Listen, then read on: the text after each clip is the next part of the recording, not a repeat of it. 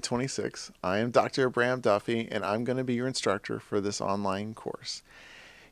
Communication in general is an area of practice for me in my own professional life. And so I'm excited to be able to share it with you in this format because in this video, I'm going to be able to tell you more about myself so that you can get to know me as your instructor.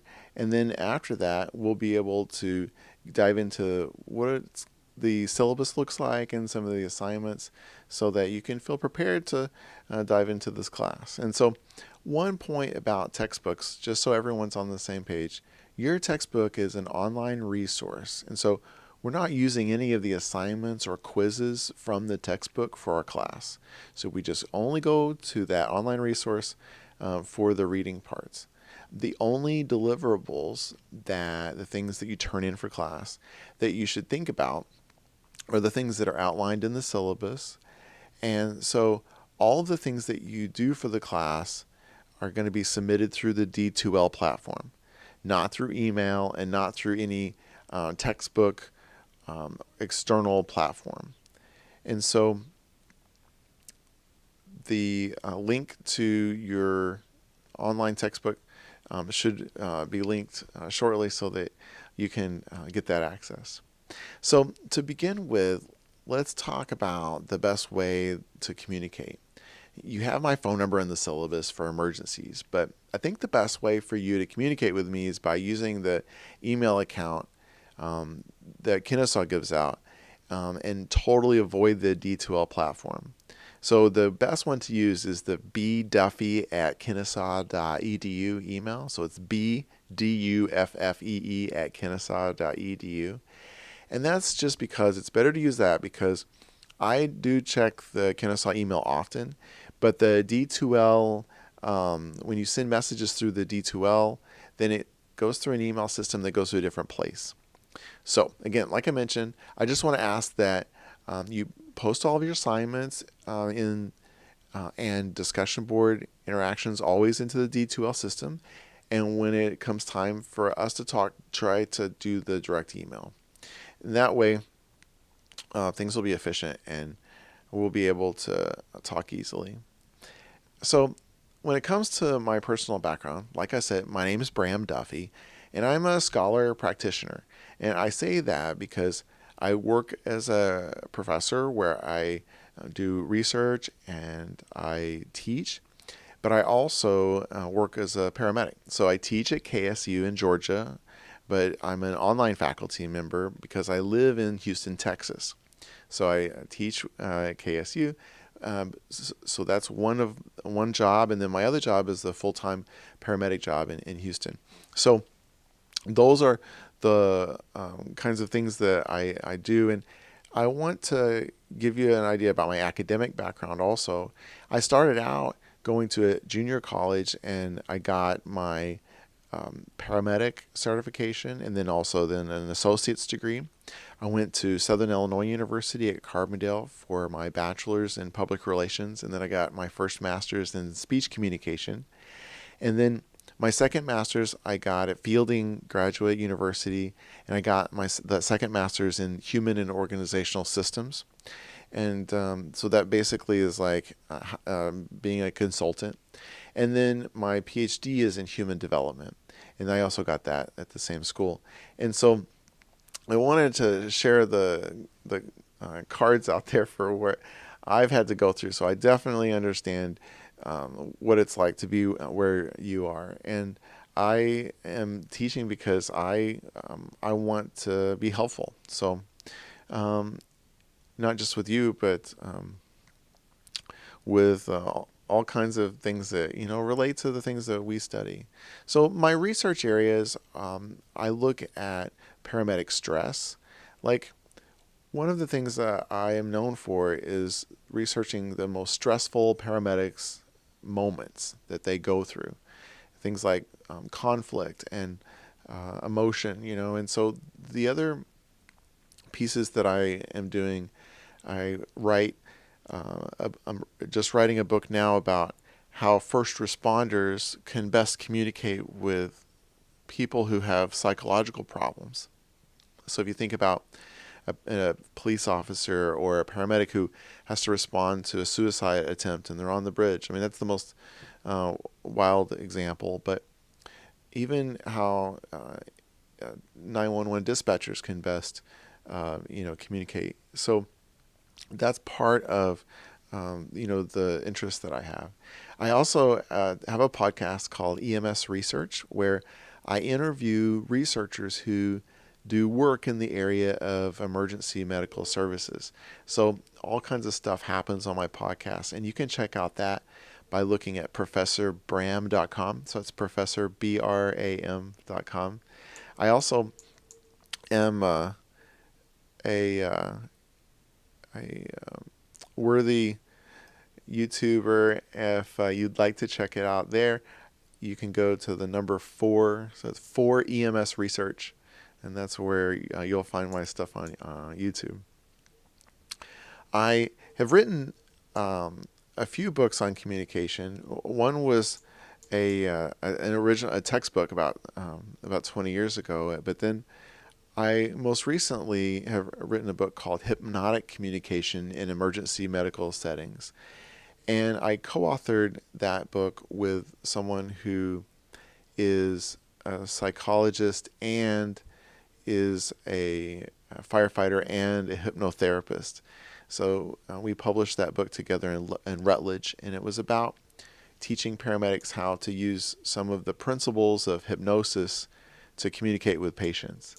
And so right now I'm writing 2 chapters in another book with a team from London on the same topic called Nocibic Communication. And Nocibic communication literally means communication that can hurt rather than help in situations. So you can imagine how critical it might be to always offer positive communication when you're someone like a paramedic or a firefighter who's helping someone at their worst. And so I have a journal article that just came out about that topic called From Harm to Healing. You can type that in Google, or you can just type my name in Google to find the cool stuff. But those are all some of the things that I like to research and talk about when it comes to communication in my individual interest and research areas. So for more personal stuff about me, I'll tell you that I'm married and I live in the Houston suburbs on the northwest side. And my hobby fun time revolves around dogs. I grew up around all kinds of dogs because I lived on a fox farm. But now I just have 3 dogs, and that includes 2 giant schnauzers. So a giant schnauzer is like a 100-pound dog. So I have 1 boy and 1 girl. And then I have so they're black, so 2 black giant schnauzers, and then I have a white Jack Russell Terrier, it's a smaller boy. And so they keep me busy. And the thing is that I feel really blessed to do things I enjoy. I enjoy teaching. I enjoy the research I do. I enjoy writing, and I enjoy the work I do on the ambulance, as well as hanging out with my dog. So this is I feel like, it's nice that the world gave me an opportunity to do the things that I enjoy. So that's more about me. And as that's directed to you, I want to say that my approach to teaching and learning is that you have something to make your mind work. And that's the whole reason that we have different course deliverables and we have interaction with others. So our class together is COMM 1100, Human Communication. And this course is a broad approach to how we speak and those speaking skills. And that includes intrapersonal communication, how we speak to ourselves, interpersonal, how we speak to others, small group, so how we interact in a group, and then, of course, public speaking. And all of these are things that we'll talk about in practice. And by completing this course, I, as an instructor, want to make sure that you do understand different parts about the communication process and how it works and how experts study communication. And I want you to be able to reflect on your own communication skills and to make your communication skills better. I want you, as an instructor, I want you to learn how to adapt your communication based on the situation and the people involved. And So these things, as well as being able to break down messages and understand the structure and look for influences in communication, all of this will be important to how we shape this semester and learn about stuff. Now, when it comes to graded work, let's talk about required work for the class. Your success in this class will be based on your performance on exams, quizzes, and your course participation in written work that happens through discussion boards and also an assignment. So there's no bonus work offered, and I don't do any grading on a curve. So also, no late work is accepted unless I get a prior email, back and forth with me before the due date. So it's because I do manage a lot, and it's important that all of us are held responsible. And so this is one part of that is, as a student, that you are held to that standard to be not late with your work. So if you have to be late, please send me an email and we'll talk about it and I'll see if I can get you more time or whatever the case may be. But the best thing is to email me ahead of time. Now, we do have exams and quizzes in this class. And the way it works is that there's 2 exams and there's 2 quizzes. And you'll take quiz 1 and then you'll take the midterm and then you'll take quiz 2 and then you'll take the final. And the way it works is that each one of these assessments can be found by going to the quiz tab in D2L.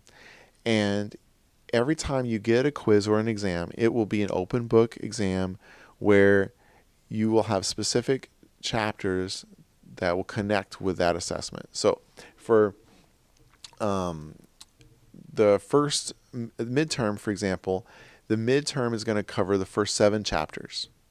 But when you do quiz 1, it's only going to cover the first 4 chapters. See what I mean? So I'll be real specific about what connects with what quiz and what exam. And so in that way, you can prepare. But also, just know that the quiz and the exam pops up in the quiz tab during the week that it's assigned. And it's only there for that week. And so it's important that you do it during the assigned time. And I'm going to post every week an announcement to share what we're doing that week so that you don't miss a quiz and you don't miss a discussion board.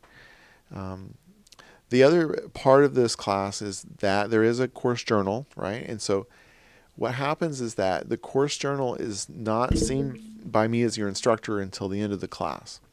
So each week you'll write a paragraph about your life application of this class, of this course. And these weekly journal notes will then be used to create the final course journal. So you'll find the journal assignment instructions listed in the assignment tab in D2L.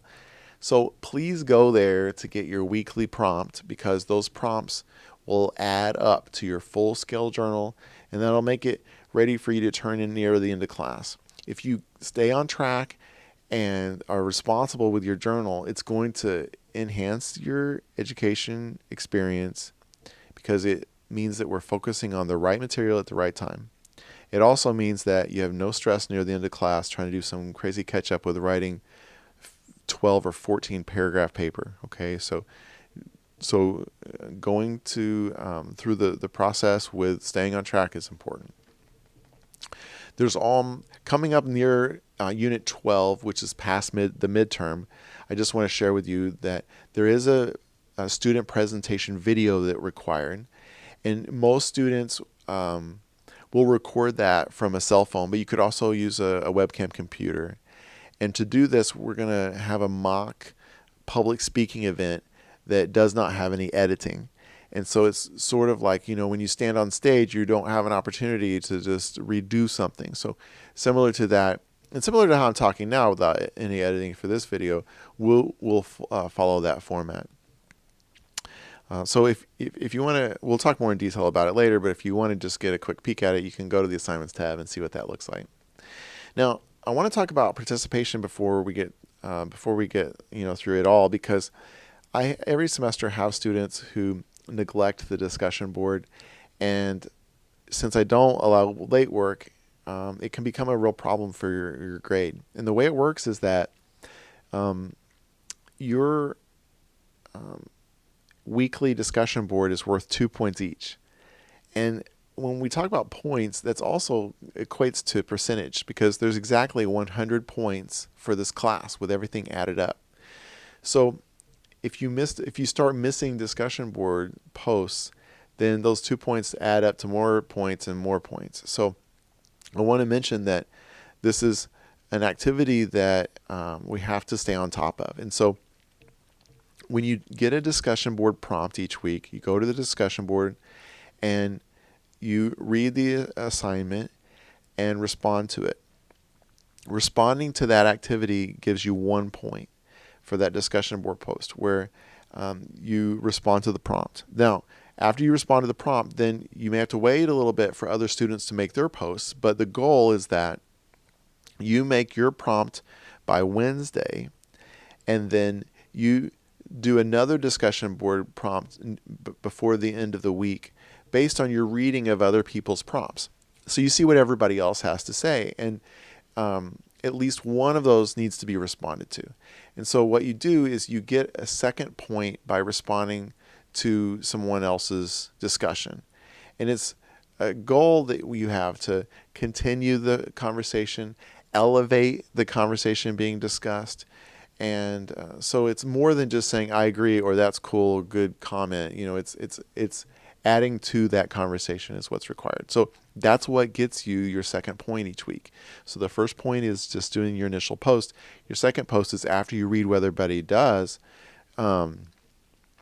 Before Sunday at midnight, you want to get in your own response post so you can get full credit. That way you get both points. So each week you should plan on doing the assigned reading that you find in your digital online textbook, and then respond to the discussion board post, and then respond to your classmates. Also, write in your weekly journal from that prompt that you have on the assignments tab.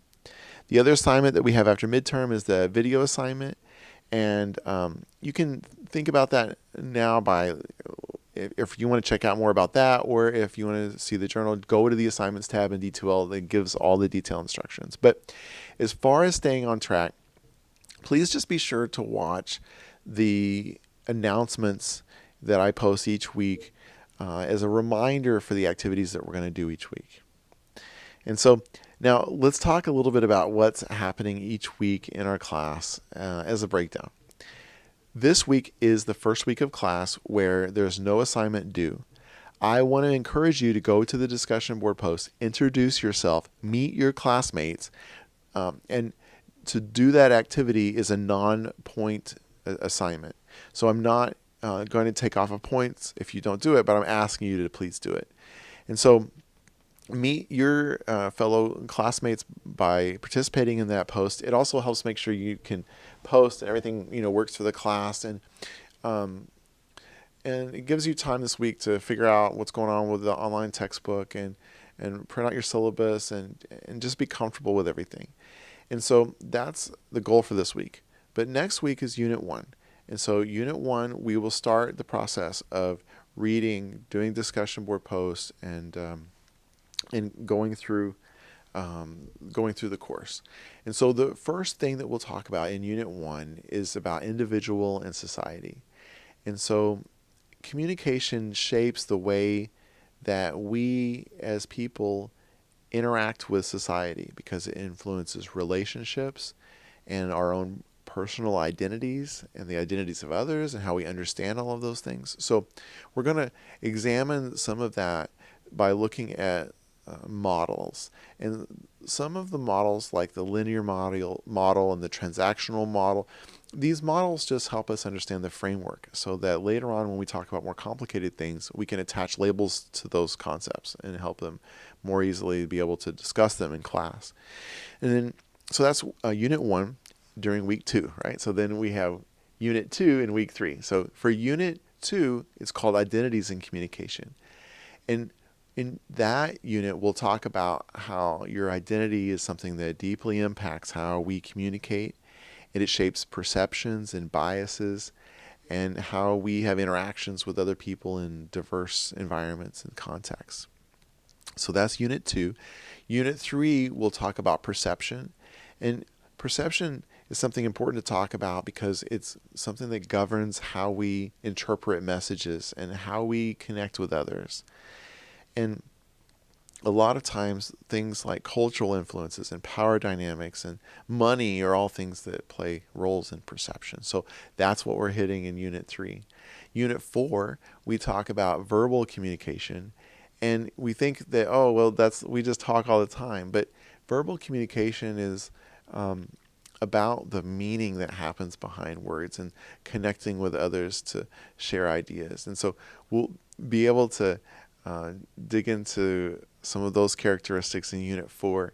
In Unit 5, we'll talk about nonverbal communication, where we will look at facial gestures and tone and things that express meaning other than just the actual words. And so it's a fun unit because we are able to talk about microaggressions and their impact on communication. And so it's one of my funnest things to talk about. In Unit 6, we get to talk about conversational skills. And in doing so, we'll be able to help practice ways of initiating meaningful dialogue.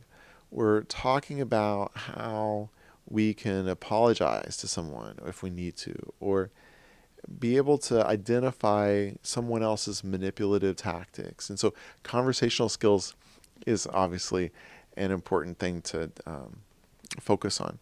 In Unit 7, we talk about listening and responding.